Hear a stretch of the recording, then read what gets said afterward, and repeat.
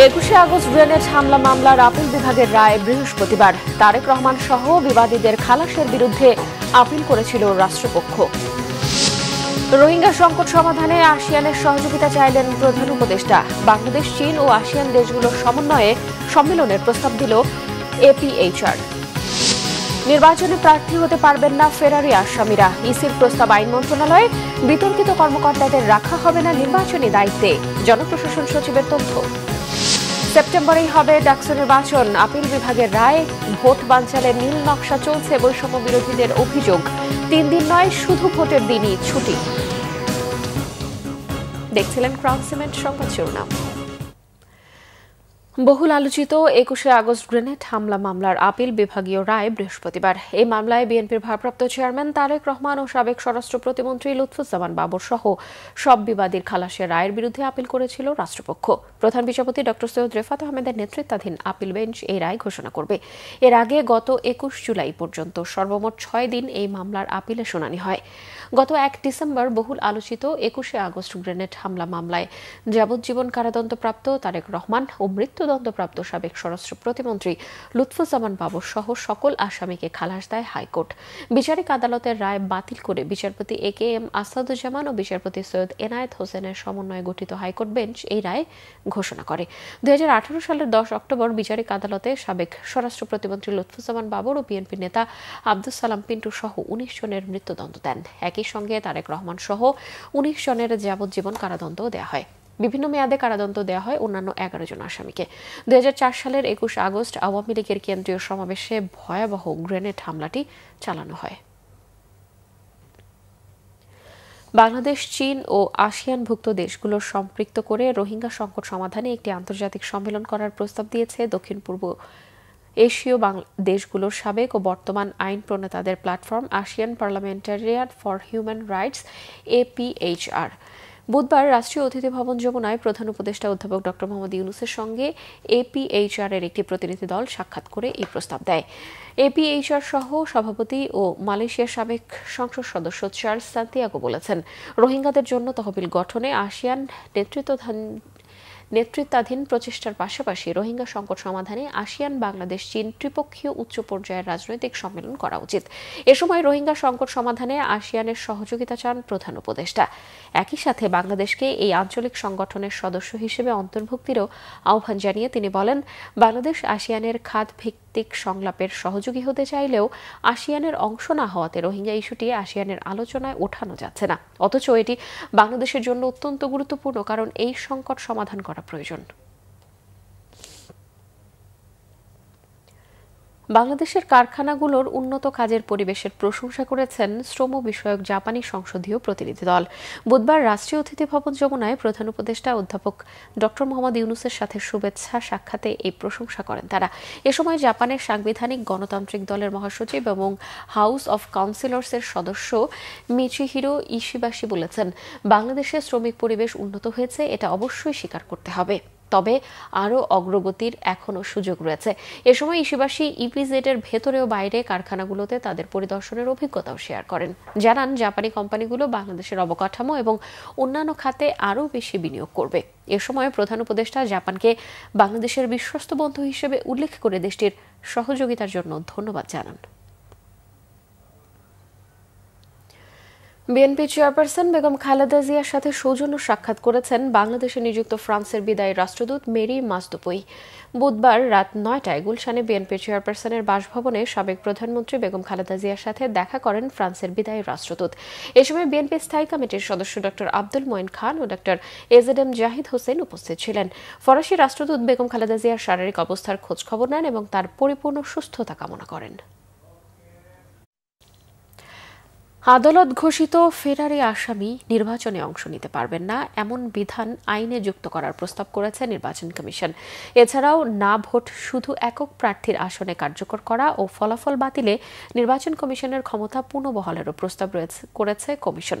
বিস্তারিত মুবাশশির আহমেদের রিপোর্টে। ফেরারি আসামিকে নির্বাচনে অযোগ্য রাখার বিধান আরপিওতে সংযোজনের সুপারিশ ছিল নির্বাচন সংস্কার কমিশনের। তবে সংস্কার কমিশনের সেই প্রস্তাবের সাথে প্রথমে দ্বিমত করলেও মঙ্গলবার তা চূড়ান্ত করার প্রস্তাব আইন মন্ত্রণালয়ে পাঠিয়েছে নির্বাচন কমিশন। বুধবার দুপুরে আগারগাঁও নির্বাচন কমিশন অফিসে এই সংক্রান্ত ব্রিফিং করেন নির্বাচন কমিশনার অবসরপ্রাপ্ত ব্রিগেডিয়ার জেনারেল আবুল ফজল মোহাম্মদ সানাউল্লাহ। জানান, আরপিওর 12 ধারার বেশ কিছু সংশোধনী প্রস্তাব করা হয়েছে। আরপিওতেই একটা প্রভিশন দেওয়া আছে 12 ধারার মধ্যে যে কারা কারা অযোগ্য হবেন। তার মধ্যে একটা হচ্ছে, তিনি যদি কোনো আদালত দ্বারা কনভিক্টেড হন, সাজাপ্রাপ্ত হয়ে থাকেন, তো অভিযুক্ত হলে পারেই যে তাকে করা যাবে, এটাই আরপিওর এই প্রভিশনে। সো আমরা we have left it to the সংস্কার কমিশন। ওখানে যদি রাজনৈতিক মতক্য হয় এটার উপর, তখন দেখা যাবে। বিভিন্ন ধরনের অভিজ্ঞতার মধ্য দিয়ে গিয়ে আইনগুলো আপনার পরিবর্ধন সংশোধন হয়ে থাকে। সমসাময়িক বাস্তবতায় আমাদের কাছে মনে হচ্ছে না এটা যৌক্তিক। যদি ভবিষ্যতে দেখা যায় যে না, এটার মিসইউজ হচ্ছে, তখন আমাদেরকে আবার রিভিউ করতে হবে। এ সময় তিনি জানান, হলফনামায় ভুল তথ্য দিলে নির্বাচনের পরও প্রার্থিতা বাতিল করার বিধান ফিরিয়ে আনার প্রস্তাব সহ কেন্দ্রের ভোট বন্ধ বা স্থগিত করার সম্পূর্ণ ক্ষমতা প্রিজাইডিং অফিসারকে দেয়া ও না ভোটের বিধান ফিরিয়ে আনার প্রস্তাবও করেছে কমিশন। একক প্রার্থী থাকলে সরাসরি তাকে বিজয়ী ঘোষণা করা হবে না, তাকে না এর বিপক্ষে ভোট করতে হবে। এবং দ্বিতীয়বারও যদি গিয়ে দেখা যায় তফসিল করে নতুনভাবে ঘোষণা করার পরে আবারও একই প্রার্থী হচ্ছে, তখন আর না ভোট হবে না। কিন্তু একবার অন্ততপক্ষে না ভোটের সাথে সিঙ্গেল প্রার্থীকে করতে হবে, কন্টেস্ট করতে হবে। এবং সেই ইয়েতে যদি যিনি ব্যক্তি প্রার্থী তিনি না এর চেয়ে বেশি ভোট পেয়ে যান, তাহলে তো নির্বাচিত হয়ে গেলেন। আর যদি না কোনো কারণে বেশি ভোট পায়, তাহলে পুনঃতফসিল হবে। সেই পুনঃতফসিলে গিয়েও যদি আবারও দেখা যায় যে একমাত্র প্রার্থী আছে, তাহলে আর ইলেকশন হবে না, একবার অন্তত হবে। এছাড়া জোটবদ্ধ নির্বাচন করলেও প্রার্থীকে নিজ দলের প্রতীক ব্যবহার করা ও কোনো আসনে ভোট সংখ্যা সমান হলে লটারির মাধ্যমে প্রার্থীর বিজয় ঘোষণা করার বিধান পরিবর্তন করে ওই আসনে পুনরায় নির্বাচন আয়োজন সহ নির্বাচনের সময় পুলিশের সাথে সেনা, নৌ ও বিমান বাহিনী আইন শৃঙ্খলা নিয়ন্ত্রণের দায়িত্বে থাকার বিধান যুক্ত করে আরপিও পরিবর্তন ও সংশোধনের প্রস্তাব করেছে কমিশন। এর মধ্যে যেন ভোট অনুষ্ঠান করতে পারে। মুবাশশির আহমেদ, বাংলা ভিশন, ঢাকা। এদিকে বিগত 3টি জাতীয় নির্বাচনে জড়িত বিতর্কিত কোনো কর্মকর্তাকে এবার নির্বাচনী দায়িত্বে রাখা হবে না বলে জানিয়েছেন জনপ্রশাসন মন্ত্রণালয়ের সিনিয়র সচিব মোখলেসুর রহমান। মাঠ পর্যায়ের কোনো কর্মকর্তার বিরুদ্ধে পক্ষপাতমূলক আচরণের অভিযোগ পেলে তাকে প্রত্যাহার করে আইনি ব্যবস্থা নেওয়া হবে। দুপুরে সচিবালয়ে এএসআই নিয়োগ বিধির সংশোধন বিষয়ক বৈঠক শেষে তিনি এসব কথা জানান। জনপ্রশাসন সচিব জানিয়েছেন, আগামী নির্বাচন একটি রোল মডেল নির্বাচন হোক, সেটাই সবাই চায়। অন্তর্বর্তী সরকার সেই চেষ্টাই করছে। এ সময় পুলিশের মহাপরিদর্শক বাহারুল আলম জানিয়েছেন, নির্বাচনকে সামনে রেখে তফসিল ঘোষণার আগে 4000 এএসআই নিয়োগ দেবে সরকার। এর মধ্যে সরাসরি নিয়োগ দেওয়া হবে 2000, বাকি 2000 এএসআই নিয়োগ দেওয়া হবে পদোন্নতির মাধ্যমে। জেলা প্রশাসক সহ প্রশাসনের ঊর্ধ্বতন কর্মকর্তাদের নিয়োগের লটারি পদ্ধতি অনুসরণের সিদ্ধান্ত নাকচ করেছে জনপ্রশাসন সচিব। অন্তর্বর্তী সরকার থাকায় কেউ বিনিয়োগ করছে না বলে মন্তব্য করেছেন বিএনপি স্থায়ী কমিটির সদস্য আমির খসরু মাহমুদ চৌধুরী। তিনি বলেন, নির্বাচন ঘোষণার পর থেকে ব্যবসায়ীরা বিনিয়োগের প্রস্তুতি নিচ্ছে। জুলাই আন্দোলনের কৃতিত্ব নিয়ে লড়াই করলে দেশের কোনো ভবিষ্যৎ থাকবে না বলেও মন্তব্য করেন বিএনপি নেতারা। রিপোর্ট করছেন সিকান্দার রহমান। রাজধানীর গুলশানের একটি হোটেলে জুলাই গণ অভ্যুত্থান শীর্ষক আলোচনা সভায় আমির খসরু মাহমুদ চৌধুরী জানান, শেখ হাসিনার বিদায়ের পর জনগণের যে আকাঙ্ক্ষা তৈরি হয়েছে তা ধারণ করতে না পারলে রাজনৈতিক দলগুলোর কোনো ভবিষ্যৎ নেই। বিএনপি ক্ষমতায় গেলে 18 মাসে 1 কোটি মানুষের চাকরির ব্যবস্থা করার কথা আবারও জানান তিনি। সরকারি কর্মকর্তারা কাজ করতে পারতেছে না, আইন শৃঙ্খলা নাই, ব্যবসা বাণিজ্য নাই, যে ব্যবসার কথা বলে গেলেন উনি, দেশে কোনো ব্যবসা বাণিজ্য নাই, মিল ফ্যাক্টরি নতুন বিনিয়োগ হচ্ছে না। কারণ করবে না তো, এটা তো সম্ভব না। এই যে মানুষ যে বিনিয়োগ করে, টাকা তো শুধু না, আমার শ্রমের একটা বিনিয়োগ আছে, হ্যাঁ, আমার সময়ের একটা বিনিয়োগ আছে। তো সে যে সে কাজটা করবে, করার জন্য তার তো short term, mid term, long term একটা প্রজেকশন আছে। এখন তো সেটা নাই। ইন্টেরিয়াম মানে তো ইন্টেরিয়াম ভাই, তো বুঝতে হবে তো, ইন্টেরিয়াম মানে ইন্টেরিয়াম। এই অবস্থায় কেউ এখানে সিদ্ধান্ত কেন নেবে? এদিকে অবাধ ও সুষ্ঠু নির্বাচন অনুষ্ঠিত হলে ঢাকা বিশ্ববিদ্যালয় কেন্দ্রীয় ছাত্র সংসদ ডাকসু নির্বাচনে ছাত্র দলের প্যানেলই বিজয়ী হবে বলে আশাবাদী বিএনপির সিনিয়র যুগ্ম মহাসচিব অ্যাডভোকেট রুহুল কবির রিজভী। পিআর পদ্ধতিতে নির্বাচনের সমালোচনা করেন তিনি। যে ভোটাধিকার শেখ হাসিনা 16 বছর কেড়ে নিয়েছে, আমরা সেই ভোটটা দিতে চাই। এটা অবাধ সুষ্ঠু নির্বাচনে আমাদের ভোট 16 বছর কেড়ে নেওয়া হয়েছিল। ভোটাররা ভোট কেন্দ্রে যেতে পারেনি, ভোটাররা তার পছন্দ মতো ব্যক্তিকে ভোট কেন্দ্রে যেতে দেয়নি। বিএনপির ৪৭তম প্রতিষ্ঠা বার্ষিকী উপলক্ষে ঢাকা জেলা বিএনপি আয়োজিত আলোচনা সভা শেষে বর্ণাঢ্য র্যালিতেও যোগ দেন রুহুল কবির রিজভী। সিকান্দার রেমান, বাংলা ভিশন, ঢাকা। ৯ সেপ্টেম্বর ঢাকা বিশ্ববিদ্যালয়ের কেন্দ্রীয় ছাত্র সংসদ ডাকসু নির্বাচনে আর কোনো বাধা নেই। নির্বাচন স্থগিত করে হাইকোর্টের দেয়া আদেশ আপিল বিভাগেও স্থগিত হওয়ায় ডাকসু নির্বাচন নিয়ে আইনি জটিলতা কাটল। নাবিল জাহাঙ্গীরের রিপোর্ট।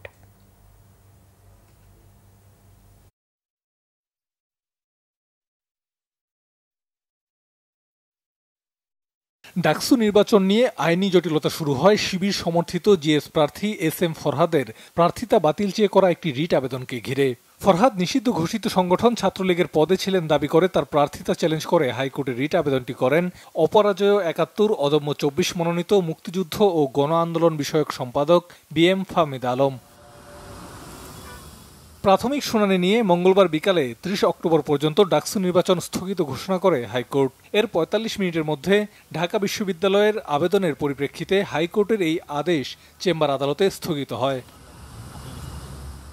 বুধবার সকালে প্রধান বিচারপতি ডক্টর সৈয়দ রেফাত আহমেদের নেতৃত্বাধীন ৭ সদস্যের পূর্ণাঙ্গ আপিল বেঞ্চে হাইকোর্টের দেয়া আদেশটি স্থগিত চেয়ে করা আবেদনের শুনানি শুরু হয়।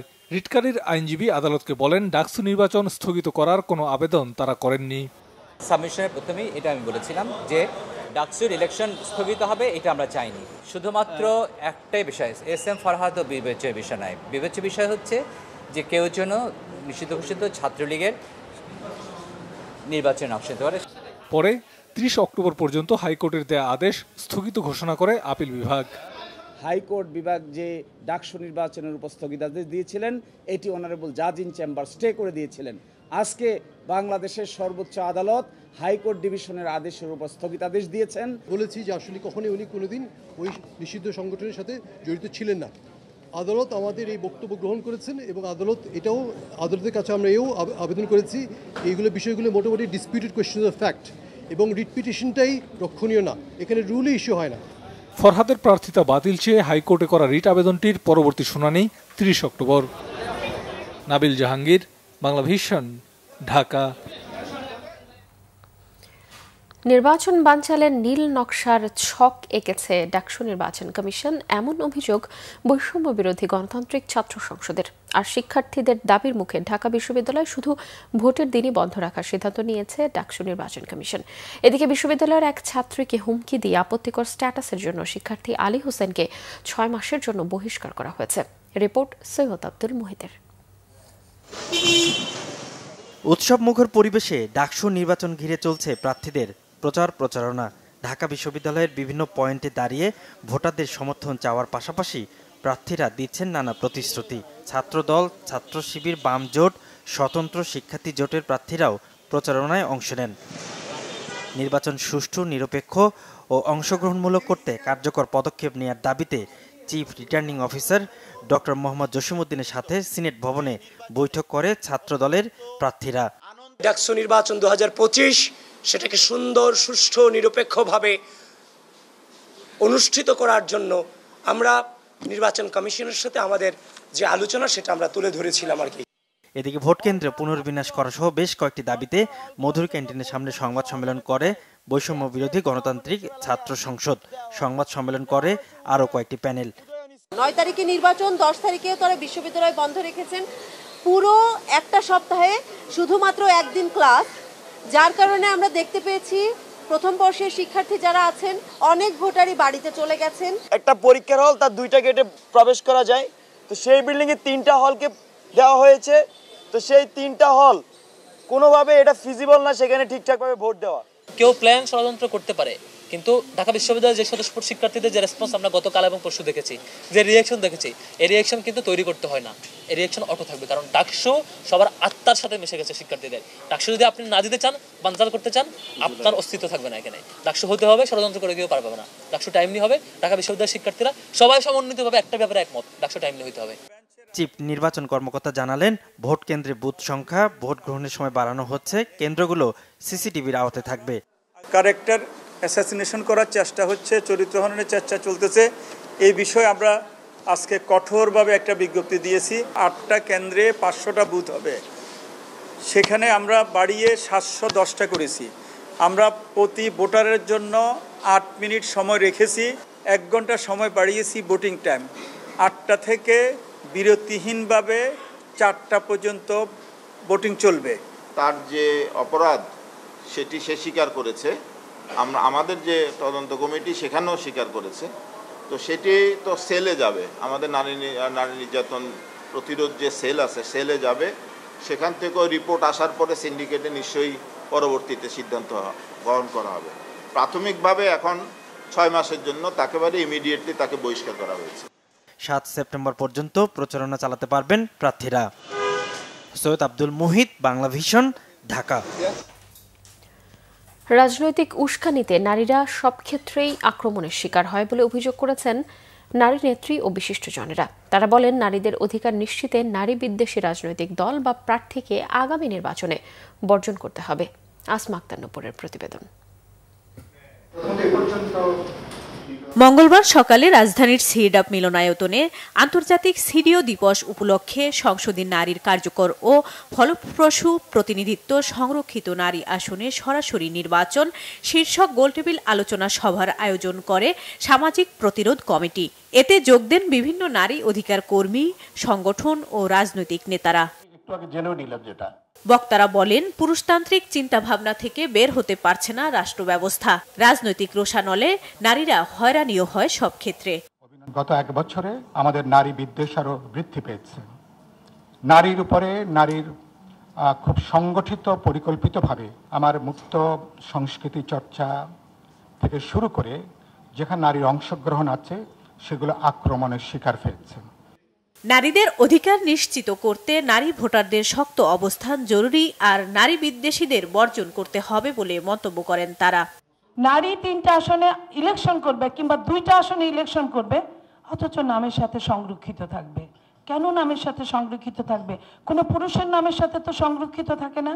তাহলে পুরুষেরও এই ব্যবস্থা করা হোক যে পুরুষও 2টা জায়গায় ইলেকশন করবে। পুরুষ মাঝে মাঝে বলে, ইস আমি কেন নারী হলাম না, তাহলে তো আমি সংরক্ষিত কোটায় একটা এমপি হতে পারতাম। আসলে সময় এখন অনেকের জন্য প্রতিকূল না, তার মধ্যে বিশেষ করে নারীদের জন্য এটা খুবই ক্ষোভের কথা, দুঃখের কথা। এই কারণে কারণ এইবারও যে গণঅভ্যুত্থান হলো, এই গণঅভ্যুত্থানে নারীরা বিশেষ করে একেবারে কিশোর তরুণীরা যে অভূতপূর্ব ভূমিকা রেখেছে, অতীতে এরকম ভূমিকা রেখেছে কিনা এটা দেখার ব্যাপার। নারী অধিকার বাস্তবায়ন না হওয়ার পেছনে রাষ্ট্রীয় অবহেলাকে দায়ী করে বক্তারা বলেন, নারীদের বৈষম্য দূরীকরণে কার্যকর পদক্ষেপ নিতে হবে। আমরা অতীতে যেটা দেখেছি যে সরাসরি সংরক্ষিত আসনগুলোতে বিভিন্ন দল কর্তৃক মনোনীত হয়ে আসেন, তার ফলে সেখানে কিন্তু তাদের অধিকার বোধটা একটু কম থাকে। কিন্তু এই আসনগুলোতে যদি সরাসরি নির্বাচন হয় তাহলে তাদের একটা দায়বদ্ধতা থাকবে এলাকার নারী পুরুষ সকলের কাছে, এবং এভাবে তারা ধীরে ধীরে তাদের নির্বাচনী এলাকা গড়ে তুলতে পারবেন। দলীয়ভাবে প্রতিযোগিতায় যেতে হবে না। নারীর ক্ষমতায়ন ও রাজনৈতিক অংশগ্রহণ নিশ্চিত করতে সরাসরি নির্বাচনের মাধ্যমে নারীর প্রতিনিধিত্ব বাড়ানো জরুরি বলে মনে করেন বক্তারা। আসমা আক্তার নূপুর, বাংলা ভিশন, ঢাকা। বাংলাদেশ গণমাধ্যম সংস্কার কমিশনের প্রধান কামাল আহমেদ বলেছেন, গণমাধ্যমের স্বাধীনতা নিশ্চিত করতে হলে সাংবাদিকদের আর্থিক নিরাপত্তা এবং গণমাধ্যম প্রতিষ্ঠানের আর্থিক স্বাধীনতা নিশ্চিত করা জরুরি। লন্ডনে বাংলা প্রেস ক্লাবের আয়োজনে গণমাধ্যম সংস্কার কমিশনের রিপোর্ট ও বাস্তবতা বিষয়ক আলোচনায় তিনি এসব কথা বলেন। আলোচনায় বক্তারা বলেন, বর্তমানে সব ক্ষেত্রেই আস্থার সংকট বিরাজ করছে। গণমাধ্যম সংস্কার কমিশনের প্রস্তাবগুলো বাস্তবায়ন না হলে সংকট তৈরি হবে। বলেন, সবার প্রত্যাশা অন্তর্বর্তী সরকার সাংবাদিকদের আর্থিক নিরাপত্তা ও গণমাধ্যমের স্বাধীনতা নিশ্চিত করতে কার্যকর পদক্ষেপ নেবে।